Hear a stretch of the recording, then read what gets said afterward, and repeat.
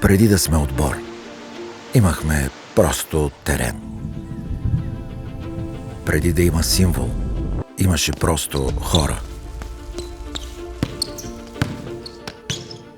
Хора, които не се отказаха, които не стояха кротко и оставиха това бяло, чисто, но не и наивно. Зелено, живо и неопитомено. Червено, отстояно до последно. Мислиш, че това е игра? Не. Това е отговор на всяко съмнение, на всяко подценяване, на всяко не можете. Това не е екип. Това е чест. Това е история.